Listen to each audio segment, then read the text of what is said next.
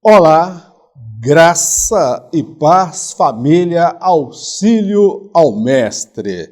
Estamos de volta e hoje estaremos estudando a lição de número 2 no projeto Auxílio ao Mestre. Eu agradeço a Deus e louvo a Deus pela sua vida, pela sua participação, por se inscrever no canal. Semanalmente estamos produzindo conteúdo para auxiliar os professores e professoras da Escola Bíblica Dominical das nossas igrejas. O meu papel é jogar um pouco de luz, além daquilo que foi proposto pelo comentarista, para assim auxiliar a sua ministração.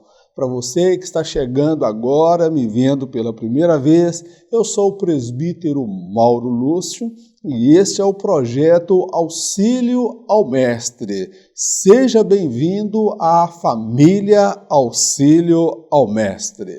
Vamos então à lição de número 2, a mordomia do corpo. Na lição de hoje nós vamos compreender como Deus criou o corpo humano, o ser humano e o corpo dele de uma forma sobrenatural. O homem, ele foi criado de forma diferente de toda a criação, porque na criação do mundo, da natureza, disse Deus haja luz e houve luz, disse Deus haja separação e houve separação, disse Deus, então todas as coisas Deus disse. Agora, quando ele foi fazer o homem, ele diz, façamos. E Deus moldou o homem do pó da terra. Então, o homem, ele é diferente de toda a criação feita por Deus. A dimensão material do corpo. Nesse primeiro tópico, nós vamos falar necessariamente sobre as características do corpo físico, talvez sob uma ótica mais da ciência e não agora no momento olhando o corpo sobre a ótica espiritual. Nós vamos falar da grandiosidade feita por este Deus que nós conhecemos, o Deus revelado nas Escrituras. A formação maravilhosa do corpo. A forma como o homem foi criado o distingue de toda a criação. Ele foi moldado pelas mãos do próprio Deus, dotado com a capacidade de pensar, imaginar, criar, sentir e fazer escolhas. É por intermédio do corpo visível que a alma e o espírito invisíveis interagem com o mundo físico à sua volta. O corpo criado por Deus não estava sujeito a doenças, dores e à morte. Então, quando nós compreendemos a formação maravilhosa do corpo, porque esse corpo ele foi criado de uma forma diferente da obra da criação. Como eu já disse anteriormente, todas as coisas criadas por Deus, os animais, os seres vegetais, os astros, as estrelas, o sol, a lua, a luz, tudo Deus determinou. Haja luz e houve luz, haja separação e houve separação. Então tudo veio pelo poder da palavra. Agora, na criação do homem, além do poder da palavra, houve também a ação divina direta. Façamos o homem. E a Bíblia fala que Deus pegou o homem e o formou do pó da terra.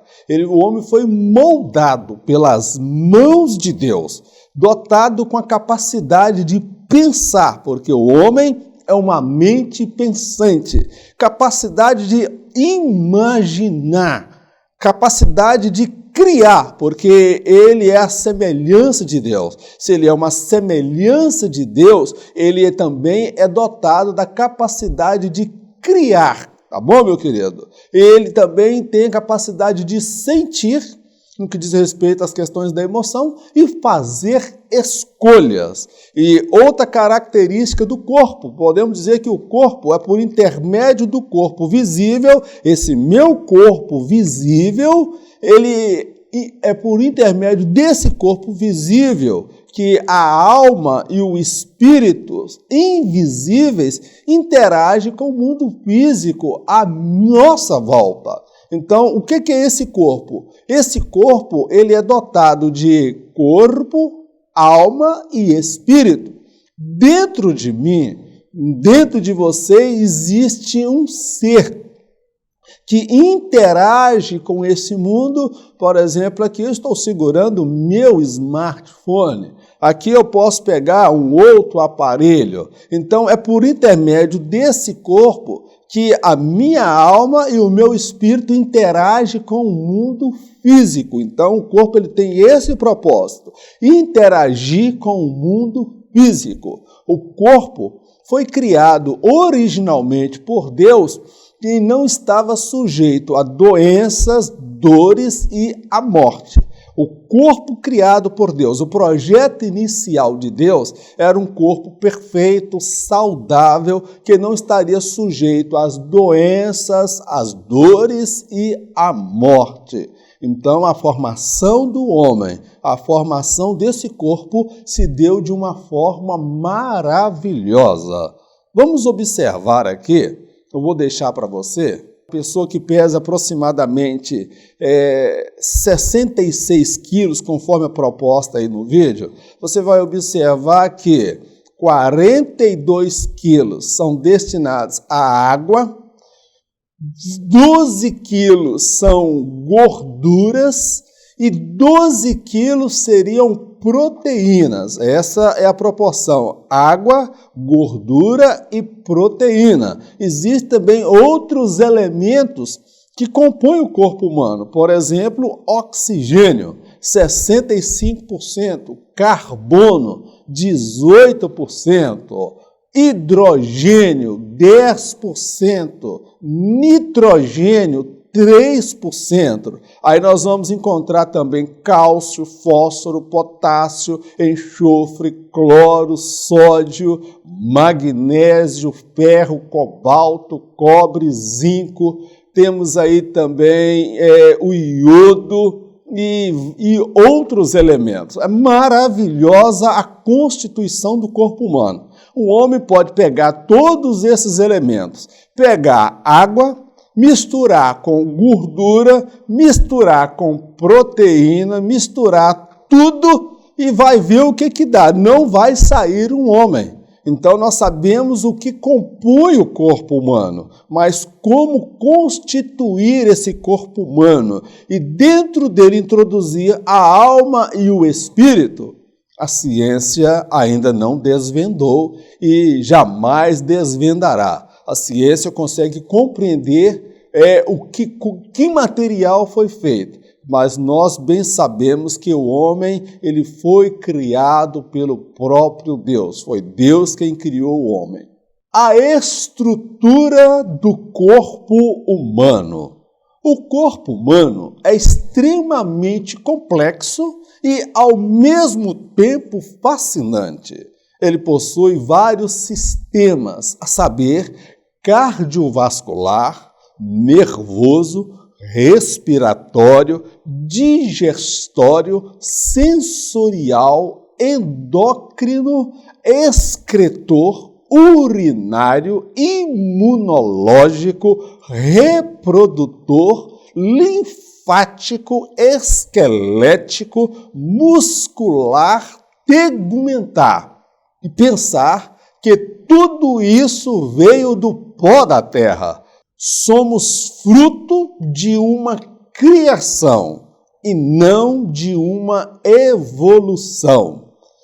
Meu irmão, eu fico maravilhado quando nós estudamos biologia, neurociência ou as ciências humanas, que nós vamos nos deparar com a complexidade da estrutura do corpo humano criado por Deus.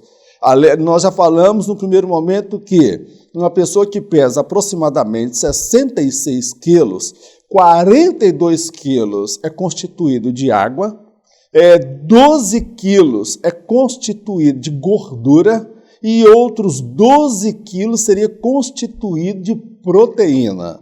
E na tabela periódica nós vemos que tem oxigênio, hidrogênio, carbono. Então essa constituição é algo extraordinário. Mas o corpo humano, ele possui também vários sistemas. O que são sistemas? São órgãos internos, um conjunto de órgãos, de células, glândulas, que têm papéis específicos no corpo humano. Por exemplo, o sistema cardiovascular, que diz respeito à questão do coração. O sistema nervoso, que controla todo o corpo interligado ao cérebro. O sistema respiratório, que são as narinas, os pulmões. O sistema digestivo, que envolve a língua, a saliva, o esôfago, o estômago, o intestino grosso, o intestino fino. O sistema sensorial é a capacidade do homem de sentir as coisas, é o tato, a emoção, sentir, sensorial. O sistema endócrino, excretor, urinário, imunológico, que é o nosso sistema de defesa contra vírus, contra bactérias, anticorpos. Então nós temos aí o sistema reprodutor. Meu querido, é magnífico demais o que Deus criou. É tremendo demais o corpo humano. Quando nós estudamos a ciência sobre a ótica de que esse ser, ele não é fruto de um acaso, ele não é fruto de um Big Bang, ele não é fruto de uma evolução, mas ele é fruto de uma criação, de uma mente pensante, o arquiteto do universo, o Deus revelado na Bíblia. E tudo isso, meu querido, não veio dos laboratórios da NASA, não veio dos cientistas brilhantes, isso tudo veio do pó da terra, o material mais simples e insignificante. Mas o que tornou isso uma coisa complexa foi o fato de Deus colocar as suas mãos e soprar nele o fôlego de vida. Glórias ao nome do Senhor. Eu deixo para você aí esta figura, que ela destaca aí para você o corpo humano e os vários sistemas que temos. Sistema imunológico, sistema esquelético, urinário, reprodutor, digestivo. Olha que complexidade. Seriam várias pessoas aí nesse corpo? Não. Tudo isso aí faz parte do corpo humano. É por isso que nós devemos estudar, fazer uma faculdade, pessoal da área da medicina, pessoal da área da saúde, da enfermagem, já conhece isso aí. Mas eu estou trazendo esse material para você glorificar a Deus e compreender a complexidade do corpo humano. Amém, meu querido? O corpo e o ser interior.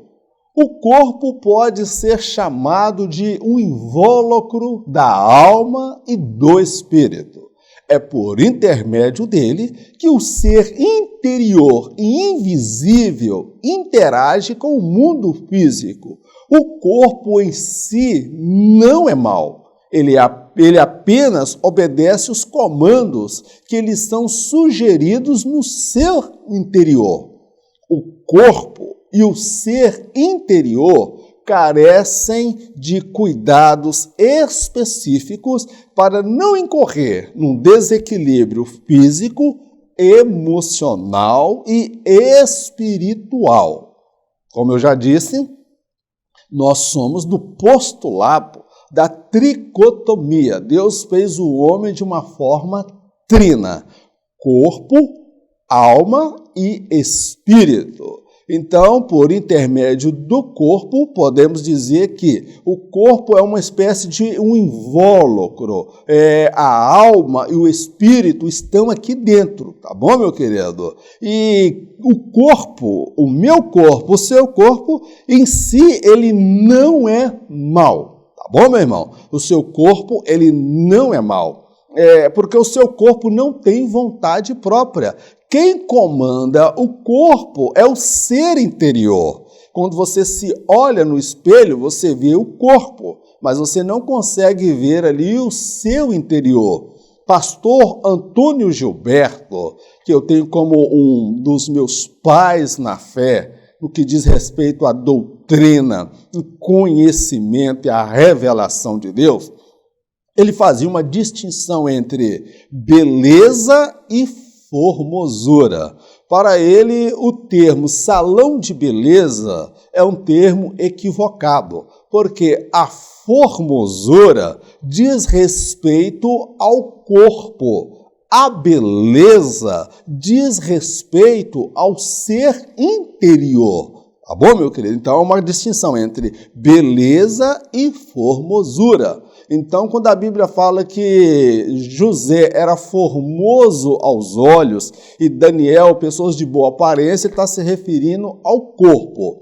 Quando fala de beleza, está se referindo à alma, ao ser interior da pessoa. Então, o corpo por si só, ele não é mau, porque o corpo não toma decisões. Quem toma decisões é o ser interior.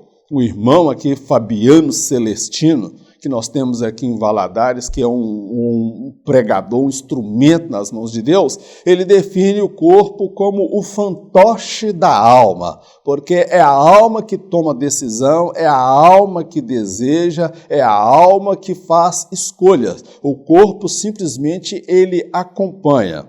Então, a Bíblia fala que o espírito luta contra a carne e a carne luta contra o espírito. O que a Bíblia está dizendo? Que a carne ali não é necessariamente o corpo físico, está se referindo à natureza adâmica pecaminosa.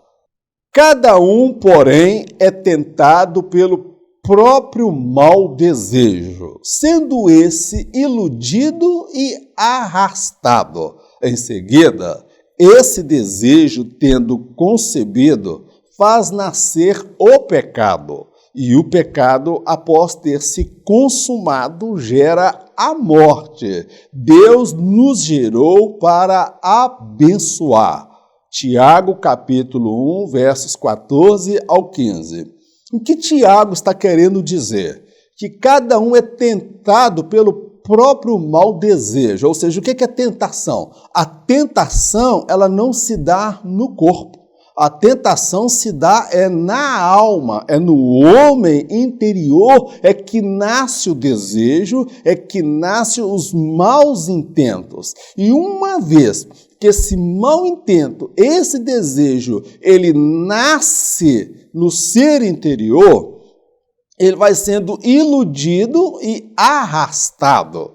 Em seguida, esse desejo que nasceu lá da alma, ele é concebido. Concebido como? É como que nasceu lá dentro, foi gerado lá dentro e concebido no corpo. Ou seja, o que é uma gestação? É algo que foi concebido lá no interior da mulher e o nascimento é quando aquela criança vem para fora. Ali Tiago está usando uma linguagem dizendo que o pecado, ele é gerado, o desejo, o mau intento, o desejo está no interior do homem, que uma vez consumado, ele é concebido, faz nascer o pecado. E o pecado, após ter sido consumado, gera a morte. Então, nós entendemos que, dentro da visão bíblica, o pecado, ele é fruto da alma, mas ele é consumado no corpo e vai gerar, consequentemente, a morte. Tá bom, meu querido? Então, a Bíblia fala que Deus não nos gerou para o pecado. Deus nos gerou para abençoar. Então, meu querido, se você coloca diante dos seus olhos coisas más, o seu corpo, a sua alma vai desejar coisas más. Se você coloca diante dos seus olhos coisas boas, sua alma, o seu ser interior vai desejar também coisas boas. Não vai falar que a carne é fraca, que o corpo é fraco. Não. O corpo, ele não tem vontade própria. Ele segue os comandos da alma. A dimensão espiritual do corpo. Nesse tópico de número 2, nós vamos falar acerca do homem espiritual que habita dentro desse corpo. Como nós já dissemos, nós somos do postulado da tricotomia. Deus fez o homem corpo, alma e espírito. Esse ser é um ser trino, tá bom, meu querido? E nós vamos falar sobre o homem espiritual que habita nesse corpo, o ser interior. O corpo segundo as Escrituras. A Bíblia retrata o corpo em 3 diferentes estados. O estado perfeito, experimentado por Adão e Eva, o estado decadente após a queda no jardim do Éden e, por fim, o estado eterno. A natureza decaída do homem fez com que ele entregasse seu corpo às paixões e prazeres que são condenados por Deus. Em Cristo Jesus, o corpo do salvo é templo do Espírito Santo. Qual que é a doutrina bíblica acerca do corpo e o homem espiritual? Então, nós vamos analisar a Bíblia. A Bíblia ela retrata o corpo em 3 condições: o estado perfeito, o estado decadente e o estado eterno. Irmão Mauro, o que é isto? O estado perfeito, Deus criou o homem perfeito, o corpo era perfeito, não estava sujeito à doença, não estava sujeito à enfermidade, não estava sujeito à morte. Aquele foi o estado perfeito. Esse corpo perfeito só foi experimentado por Adão e Eva. A Bíblia também ela vai falar do segundo estado, que é o estado decadente. É quando Adão e Eva pecam. A mulher agora, no meio de dores, ela daria o parto. A vontade dela seria para com seu marido, ela seria submissa ao homem. O homem, no meio de muito suor, fadiga e canseira, ele iria extrair o alimento, ou seja, seria muito desgastante fisicamente. Então, esse foi o estado decadente, no qual eu nasci e você nasceu. E Davi fala, em pecado nasci, em pecado gerou minha mãe. Espera lá, o ato sexual, marido e mulher, é pecaminoso? Não, foi Deus que criou o sexo. Mas o que Davi está querendo dizer é que ele nasceu com a semente do pecado, o estado decadente. Porque após a queda no jardim do Éden, o homem entregou o seu corpo às paixões, à imoralidade, à depravação, o que veio consequentemente trazer o dilúvio sobre a terra, que foi o juízo, tá bom, meu querido? E a Bíblia também ela retrata o corpo no estado eterno. Irmão Mauro, mas o que é isso, o corpo no estado eterno? No corpo no estado eterno, esse corpo, irmão, ele será transformado, glorificado e receberemos um corpo semelhante ao corpo de Jesus. Não, irmão Mauro, quer dizer então que essa carcaça velha vai ficar lá na sepultura? Não. Essa carcaça mal acabada, todo homem é mal acabado, tá bom? Até os bonitões aí da rede global, de Hollywood, são tudo mal acabado. Tá bom, meu querido? Então, não vem tirar onda porque você tem um olhozinho mais claro, um cabelozinho mais esticadinho, aquele olhar de conquistador, bonitão, saradão. Todo homem é mal acabado. Agora, quando ele, no ato do arrebatamento da igreja, aquele que é salvo em Cristo, ele vai ressuscitar naquele corpo que está lá na sepultura, e ele vai habitar num corpo eterno, semelhante ao corpo do Senhor. Tá bom, meu querido? E nós vamos ver isso ocorrer também no milênio, mas isso aí é assunto para um outro trimestre. Tá bom, meu querido? Então, a Bíblia retrata o corpo num estado perfeito, um estado decadente e o estado eterno. Agora, a natureza decaída do homem fez o homem afastar-se de Deus, porque o homem se entregou às suas paixões. E a Bíblia fala que os vossos pecados fazem separação entre vós e o vosso Deus. Agora, na nova aliança em Cristo Jesus, aqueles que aceitaram a Cristo, que é o meu caso e o seu caso,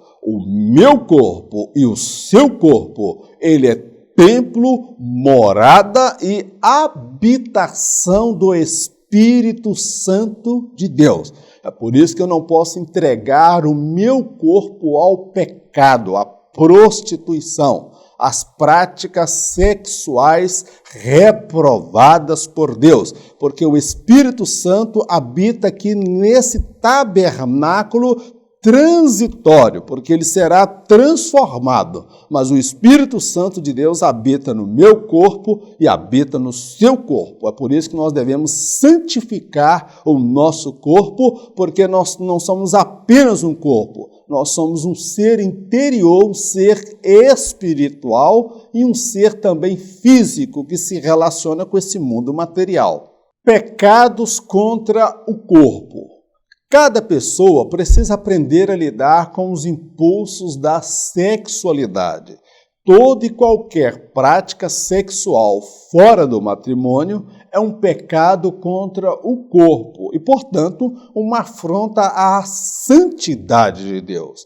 A prostituição, a fornicação, o adultério, a pedofilia, o homossexualismo, a zoofilia e a necrofilia são práticas sexuais que fogem ao padrão divino. Não são poucas as pessoas que foram libertas por Jesus destas práticas. Então, pecados contra o corpo. A Bíblia afirma que todo pecado ele é fora do corpo. Maledicência, calúnia, mágoa, ressentimento, rancor, cobiça, avareza são pecados fora do corpo. Agora, os pecados sexuais que envolvem os impulsos da sexualidade são pecados contra o corpo, porque não é o corpo que escolheu pecar, é a alma que escolheu usar o corpo para o pecado. Você compreende, então, por que é um pecado contra o corpo? Porque o ser interior cobiçou, desejou e gerou, deu lugar ao pecado por intermédio do corpo. Por exemplo, nós vamos falar aqui de algumas práticas sexuais abomináveis e condenadas por Deus. Para Deus só existe um sexo seguro, que é o matrimônio, macho e fêmea, tá bom, meu querido? Varão e varoa, homem e mulher, ideologia de Gênesis. Ali é dentro do casamento que se dá o sexo seguro. Não é com camisinha, com preservativo, porque a camisinha e o preservativo pode evitar o filho decorrente de um ato sexual impensável, mas não vai livrá-lo do juízo final e das consequências advindas da sua escolha equivocada. Então vamos lá. Uma lista de práticas sexuais condenadas por Deus, que foge ao padrão estabelecido por Deus. A prostituição, que é o sexo por dinheiro. A pessoa vai fazer o sexo com outra, tendo em vista um benefício. A fornicação, que é o sexo entre pessoas solteiras. É aquele que não é casado, é solteiro, aí é namorado, já estão no tico-tico no fubá e já estão provando da fruta antes mesmo do casamento. Depois casa, não descobre por que não consegue entender por que não é feliz, porque já fez a atrapalhada lá no meio do caminho. A fornicação. Ah, mas só é pecado se eu forçar, se ela não consentir. Os dois se consentirem é pecado do mesmo jeito, tá bom, meu irmão? Agora, ao caminho do perdão, do arrependimento, o caminho da confissão e o abandono. Outra prática, o adultério.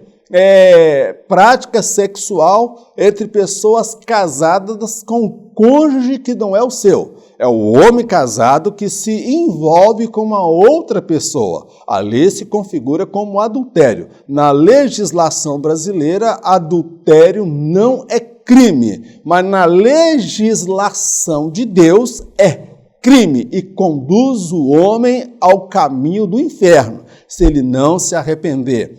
A pedofilia, que é a prática sexual com crianças. A Bíblia abomina isso. E há partidos de esquerda que querem tornar a pedofilia como uma prática normal, tornar o Brasil o país da pedofilia, para fazer aqui turismos eróticos, turismos sexuais, pessoas vindo do mundo inteiro para abusar sexualmente de crianças. Então a Bíblia condena.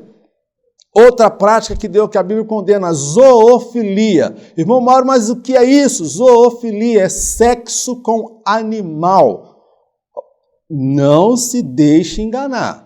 Tem gente que faz sexo com animal. Eu não vou falar o animal, mas cuidado com essas madame que tem cachorro, tá bom, minha irmã? Não é o seu caso, mas tem casos aí que eu já ouvi falar que o chihuahua, o cachorrinho, a pessoa que ama muito cachorro, não é todo caso, mas tem casos aí que a pessoa está, com o animal. E poderiam falar vários animais. E a necrofilia. Mas o que é isso, necrofilia? É fazer sexo com defunto. Sangue de Jesus tem poder? Tem. Tem gente, tudo quanto é jeito, irmão. Necrofilia. Tem vários casos, relatos de pessoas que foram pegas no flagrante tendo ato sexual com defunto, meu irmão. A perversão humana é uma coisa terrível. Então isso aí são práticas sexuais contra o corpo, o que foge ao padrão divino. Agora eu destaco que não são poucas as pessoas que foram libertas por Jesus dessas práticas. Eu já fui liberto por Jesus da fornicação, porque eu não nasci no Evangelho, eu conheci várias mulheres quando eu não conheci Jesus, mas quando eu aceitei Jesus, meu irmão, foi 10 anos de jejum e oração até conhecer a minha esposa. Tem pessoas que eu estou falando que Jesus te libertou do adultério, tem pessoa que já cometeu pecado, era pedófilo, era homossexual, já cometeu zoofilia, e até necrofilia, alguns que fazem rituais macabros, que envolvem sexo com defunto, até comer partes de defunto. Então Jesus libertou muitas pessoas, e conhecereis a verdade, e a verdade vos libertará. Agora ele diz para aquela mulher que foi pega no ato do adultério, vá e não peques mais. Uma vez que você for liberto, não se envolva mais com a prática do pecado contra o corpo. Saiba lidar com os impulsos da sua sexualidade. Conheça as suas limitações e os riscos disso para a sua vida. Eu costumo dizer, já falei, a mulher de Potifar, quando ela partiu para cima de José não teve medo da mulher de Potifar. Na verdade, na minha leitura, na minha interpretação, José teve medo, foi da reação dele. Tá bom, meu irmão? Então, eu não vou ficar sozinho com mulher, não. Não sou de ficar sozinho, não dou mole, vigiar e orar. Primeiro eu tenho que vigiar. O que José teve medo? Ele teve medo, meu irmão, foi da reação dele, porque ele era homem.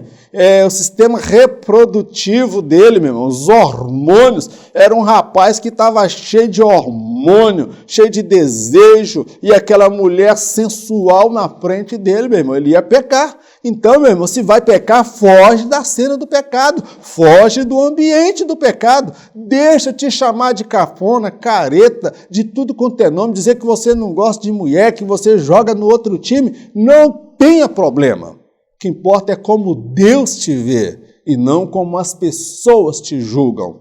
a santificação do corpo. A santificação possui várias características. Deus não obriga ninguém a se santificar, mas já deixou claro que sem ela ninguém o verá. É possível viver uma vida santa se o Espírito de Deus tiver plena liberdade para operá-la em nosso viver. Ela é uma característica própria dos que amam a Deus. Não é alcançada do dia para a noite. Envolve perseverança, capacidade para lidar com os próprios fracassos e se reerguer na força do Senhor para prosseguir. Então, tratando da santificação do corpo. A santificação do corpo, irmão, ela é, primeiro, uma condição estabelecida por Deus. Então, primeira coisa, Deus não obriga ninguém a se santificar. Nós temos livre-arbítrio. Coloco, pois, diante de ti a bênção e a maldição, a vida e a morte. Então, Deus põe o homem fazer a escolha. Você está na casa de Deus? Então, escolha ser santo. Então, Deus não obriga ninguém a se santificar. Mas, Ele já deixou claro, seguir com todos a paz e a santificação, sem a qual ninguém verá o Senhor. Se você quer ver ao Senhor, santifica o teu corpo. Não entrega o teu corpo ao pecado. Não entrega o teu corpo à imoralidade, à perversão. Santifica o seu corpo. Transforma o seu ser interior, porque é na sua alma, é no homem interior que está o ser. E quando esse homem interior ele concebe o pecado, o desejo, a lascívia, o desejo sexual incontido ou imoral, ele vai acabar dando vazão a esse desejo através do corpo. Outra coisa, é possível viver uma vida santa. É possível, irmão Mauro? É. Se o Espírito de Deus tiver plena liberdade para operar em nosso viver. Então, eu não consigo ser santo de mim mesmo, tá bom, meu irmão? Não pensa que eu sou santo porque eu estou dando aula. Se o Espírito Santo de Deus tiver liberdade na minha vida e na sua vida, ele vai nos conduzir a uma vida de santidade, que passa pela leitura da palavra, passa pelo jejum, pela oração, e você ser inclinado ao Espírito e não à carne. Ela também é outra característica da santificação. Ela é uma característica própria dos que amam a Deus. Você ama a Deus, irmão? Se você ama a Deus, você vai santificar o teu corpo. Você não vai se entregar à prostituição, ao adultério, à fornicação, ao homossexualismo, à zoofilia, à pedofilia, sexo virtual, porque agora tem uma outra categoria aí de sexo que você faz pela internet, a pessoa está do outro lado, você está colocando cena imoral, a mulher vai dormir, você está lá, no 5 contra 1, está pecando, e não está lá, mas está pecando contra o seu corpo. Então, meu irmão, o Espírito Santo, ele deseja operar na minha vida e na sua vida. Eu falo isso com temor de Deus, tá, irmão? O meu telhado é de vidro. Aqui corre sangue, não corre azeite não, tá bom? Outra característica da santificação do corpo, não é alcançada do dia para a noite. Envolve perseverança. Meu irmão, você pensa que isso aí vem num pacote? Espírito Santo, me dá a santificação. Aí o Espírito Santo vem, toma, meu servo, o pacote da santificação. Meu irmão, santificação não é dom espiritual não, meu irmão. É processo de transformação por intermédio da palavra, a ação do Espírito Santo e o sacrifício de Jesus na cruz do Calvário. Envolve o quê? Perseverança, capacidade para você lidar com os próprios fracassos, porque na busca do processo de santificação podem ocorrer quedas, fracassos, você ficar decepcionado com você mesmo, como foi o caso de Abraão, como foi o caso de Davi, de homens que caíram, mas não desistiram. Se colocaram de pé, aprenderam a lidar com os próprios fracassos e se reergueram na força do Senhor para prosseguir adiante. Então, meu irmão, Isto aí é a santificação do corpo. Eu erro. Já fiz besteira, piquei o pé no balde e fiz o que não devia. Eu já fiz, irmão. Não me olha com essa cara aí de me julgar de santarrão, não, porque eu tenho certeza que você também fez. Por que eu falo assim? Porque a Bíblia fala que não há um justo sequer que faça o bem e depois não peque. Eu estou nesse pacote e você está nesse pacote. Não aponta esse dedão para mim, não, porque quando você aponta para mim, tem outros 3 apontando para você, meu irmão. Vamos aprender a lidar com os nossos fracassos, com as nossas frustrações, mas vamos nos reerguer em nome de Jesus, na força do Senhor, porque eu não quero viver uma vida de pecado, o meu corpo é templo, morada e habitação do Espírito Santo de Deus. Deus não me chamou para viver uma vida de imoralidade. Ele me libertou da imoralidade. E a santificação, ela é um processo que envolve a ação de Deus e a dependência do homem.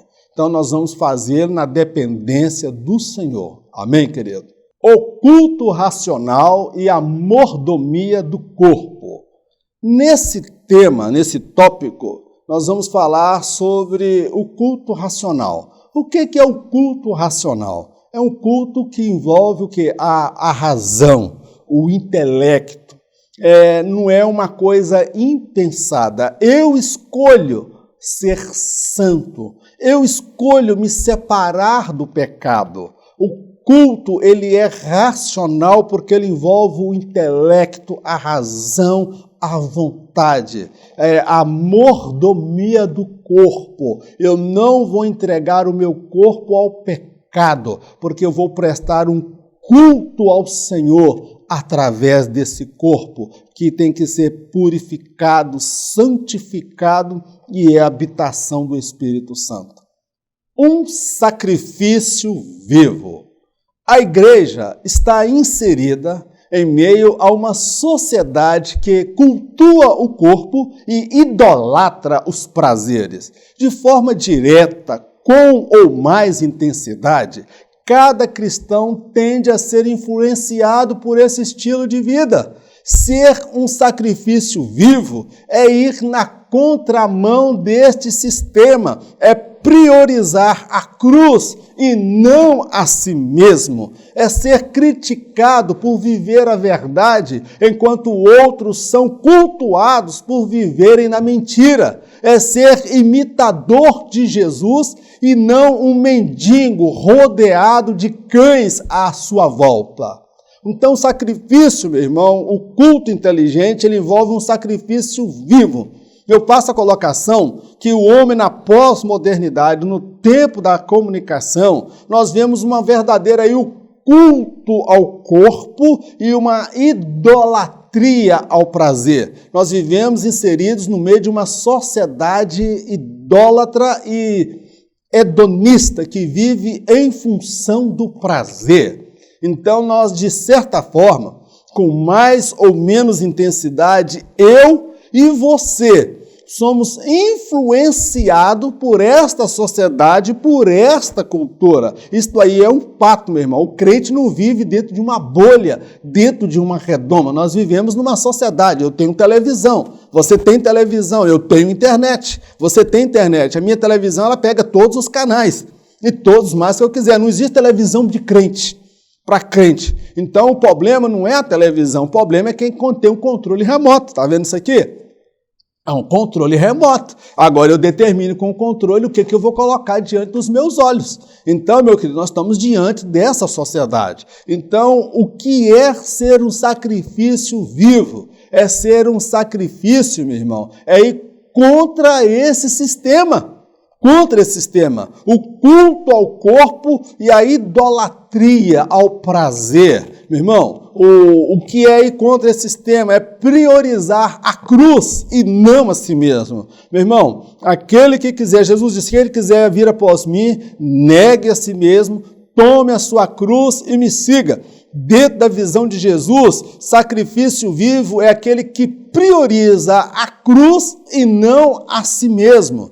Sacrifício vivo é ser criticado criticado por viver a verdade, enquanto outros são cultuados por viverem na mentira. Meu irmão, quem vive na verdade, nessa sociedade que nós estamos inseridos, ele é criticado, taxado de trouxa, cafona, careta, quadrado. Agora, os que vivem na mentira, eles são tidos primeiro como ídolos. E tem crente aí que tem cantor gospel como ídolo, tem atriz como ídolo, cantor aí que não tem nada de Deus na vida dele, secular, como um ídolo. Meu irmão, não existe isso. Olha que idolatria do inferno introduzida aí dentro de muito segmento cristão. Então, meu irmão, aquele que vive a verdade, ele é criticado por viver a verdade. Meu irmão, há tempos que alguém um dia nos disse que haveria tempo em que os homens teriam vergonha de serem honestos, de viver a verdade, onde o viver na mentira e no engano, ser ladrão, corrupto, trapaceiro, seria a coisa mais normal. Então, aquele que quer viver na verdade, ele vai ser criticado, vai ser censurado, desprezado. Agora, aqueles que vivem na mentira, eles são cultuados, reverenciados.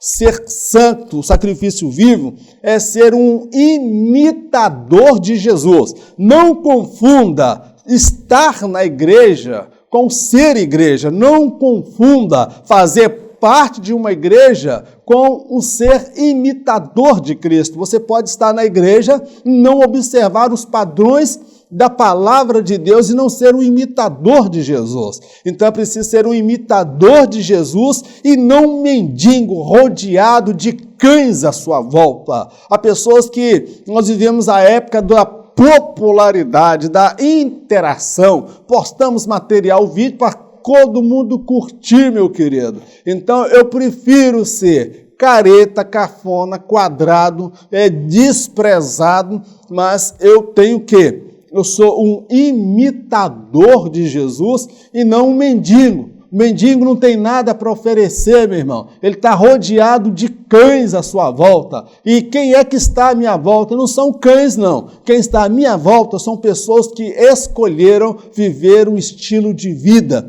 que agrada a Deus. Amém, meu querido? Isto é ser um sacrifício vivo. Um sacrifício santo. O Deus revelado nas Escrituras não aceita qualquer coisa que lhe é oferecida. Tem que passar pelo padrão por ele estabelecido. O sacrifício tem que ser santo. Caim ofereceu a Deus uma oferta e foi rejeitado. Abel ofereceu uma oferta no altar e foi aceito por viver uma vida santa aos olhos do Senhor. Para Deus, a oferta não é mais importante que o ofertante. O sacrifício tem que ser santo, meu irmão. Não é qualquer coisa que você oferece para Deus que ele vai aceitar, não. Tem gente que vive a vida, a juventude, e fala, vou viver a vida nos prazeres, na alegria. Quando eu tiver velho com rinite, artrite, bico de papagaio, que não aguenta mais subir morro, que não aguenta mais pregar, que não aguenta evangelizar, que não aguenta mais trabalhar na obra de Deus, você vai entregar essa carcaça que está toda envolvida com a podridão do pecado? Meu irmão, ofereça o seu melhor para Deus. Não estou dizendo que a pessoa possa aceitar a Jesus na velhice, sempre é tempo de se arrepender. Mas Deus espera de mim e de você o melhor que nós podemos dar. O sacrifício, ele tem que ser um sacrifício santo, meu querido. Não é estar lá na igreja cantando de qualquer jeito, pregando de qualquer jeito, e ministrando, realizando trabalho de qualquer jeito. Tem que ser de acordo com o padrão de Deus. Caim ofereceu a Deus uma oferta e foi rejeitado. Deus não aceitou. Abel ofereceu a oferta no altar e foi aceito. Por que ele foi aceito? Porque ali não era só a oferta que era santa, mas o ofertante também era santo. Então, para Deus, tanto a oferta quanto o ofertante precisam ser santos. Para Deus, a oferta não é mais importante do que o ofertante. Agora, em muitas igrejas, a oferta é mais importante que o ofertante. Não estão nem aí se a sua alma vai para o inferno, para o lago de fogo eterno. Eles querem o seu dinheiro, o seu dízimo, a sua oferta. Mas o verdadeiro evangelho pregado ensina que, primeiro, vá lá, conserta com seu irmão. Depois você vem e traz o seu dízimo e sua oferta no altar de Deus. Não é tudo que você apresenta para Deus que Ele aceita. Então, faça um culto racional, um culto inteligente. Apresente para Deus o seu melhor. Primeiro, dê você. Você é a oferta que Deus quer. Depois, o seu dízimo e a sua oferta também serão santificados, porque você tem uma vida santa no altar de Deus. Um sacrifício agradável. O sacrifício se torna agradável quando o ofertante o faz de forma consciente e espontânea a Deus. Trilhar o caminho da fé é estar ciente de que nem tudo será um mar de rosas. As pedras e espinhos causarão dor. Os amigos de outrora poderão se tornar os piores inimigos. As críticas e os desprezos farão parte da caminhada. Apesar de tudo isto, o ofertante persiste em prosseguir na carreira que lhe foi proposta pelo próprio Deus. Então, meu irmão, esse aí é o sacrifício agradável. É saber que a caminhada não é só mar de rosa, não é só vitória, não é só bênção, não é só vir buscar o meu milagre. Na caminhada nós encontraremos pedras, espinhos, pessoas que outrora eram nossos amigos ou até da família irão nos perseguir, nos criticar, zombar das nossas vidas, e é um caminho de dor. É o que Deus disse para Paulo. Ele diz para Ananias: vai, porque este, para mim, é um vaso escolhido, porque eu lhe mostrarei o quanto lhe importa sofrer, padecer pelo meu nome. Então, Deus não prometeu para mim e para você, meu irmão, uma vida de conforto, de triunfo. Ela pode ocorrer como decorrência da nossa obediência a Deus, da misericórdia de Deus para com as nossas vidas. Mas nós temos que estar preparados que o Evangelho, ele não é hedonista, ele não gira em torno do prazer. O Evangelho, ele não é antropocêntrico, ele não vive em torno do homem. O Evangelho, ele é cristocêntrico. O Evangelho gira em torno de Cristo. E eu vou basear a minha fé seguindo a Cristo. E ele já advertiu que nós teremos luta, aflição, dificuldades, apertos. Então nós vimos o exemplo dos apóstolos que passaram por tudo isso. Agora, o sacrifício agradável é esse, que apesar de tudo isso, o ofertante persiste em prosseguir a carreira que ele foi proposta pelo próprio Deus. Ele faz de forma consciente, ele já está sabendo de antemão que ele vai passar. E ele se sujeita à vontade de Deus. Isso é uma oferta agradável. Amém, querido? Que Deus abençoe a todos. Encerramos aqui a nossa lição. Que o Espírito Santo nos dê cada dia mais graça e sabedoria. Eu agradeço a você pela participação. Se você puder se inscrever no nosso canal, ficaríamos imensamente gratos. Eu conto com a sua generosidade de nos dar o suporte que nós necessitamos para dar continuidade a esse projeto, porque podemos ampliar esse projeto. Queria fazer uma observação. Todo domingo, por volta de entre 13 horas e 16 horas, é o horário que eu coloco os slides disponível para os irmãos. Todo domingo eu envio. No domingo que você observar que o slide não chegou a você, por favor, me mande uma mensagem no meu WhatsApp. Está aí o meu telefone no rodapé. Você pode mandar a mensagem. Eu vou enviar para você gratuitamente esses slides que eu usei hoje para ministrar esta lição. Tá bom, meu querido? Você vai poder usar, fazer mudança, acrescentar somente para te auxiliar. Então, se o material não chegou até você, me manda mensagem, porque eu tenho me deparado com várias pessoas, que são mais de 1.500 que estão cadastradas, mas algumas não têm recebido o material. E eu estou enviando gratuitamente, meu irmão, esse material. Não vai lhe custar nada, porque Jesus já pagou lá na cruz do Calvário. Mas se estiver ao seu alcance, dentro da sua possibilidade, nos ajudar, nos dando suporte financeiro para a continuidade desse trabalho, que Deus te faça prosperar ricamente em todos os seus caminhos. Vamos orar? Senhor, nós te agradecemos por mais este estudo da tua palavra. Toda honra, toda glória, todo louvor sejam dadas ao teu nome. Meu Deus, continue a nos abençoar, ensina-nos a santificar o nosso corpo, a mordomia do corpo, cuidar do nosso corpo, pois ele é templo, morada e habitação do Espírito Santo. Livra-nos, ó Pai, das quedas, dos fracassos, mas se cairmos, ó Pai, ajuda-nos a nos reerguermos e nos colocar de pé. Perdoa o pecado do meu irmão, da minha irmã, que caiu, que cedeu à tentação, mas que o teu Espírito Santo possa reerguer, meu Pai, esta vida que se encontra caída, perdoar os seus pecados e ele ter um novo recomeço na força do teu poder e do teu Espírito, porque o Senhor já libertou tantos de todas as práticas sexuais abomináveis ao Senhor que afrontava a tua santidade. Eu fui um deles e há muitos que estão me ouvindo que também foram libertos. Perdoa os nossos pecados, santifica-nos e prepara-nos para o encontro com o Senhor por sobre as nuvens. Pai, nós te oramos agradecidos, certo da resposta no nome de Jesus. Amém. Que o grande amor de Deus, a graça do nosso Senhor e Salvador Jesus Cristo, as doces consolações do Espírito Santo de Deus, seja com todo o povo de Deus, não somente hoje, mas para todos sempre, em nome de Jesus. Amém. Que Deus te abençoe poderosamente em Cristo Jesus. Tenho para você uma boa ou uma má notícia. Em caso de arrebatamento, eu não estarei aqui para ministrar a próxima lição. Amém? Amém nada. Em caso de arrebatamento, nem eu e nem você estaremos aqui para assistir a próxima lição, porque eu encontro com você por sobre as nuvens. Um forte abraço, fique na paz, Deus te abençoe no nome de Jesus.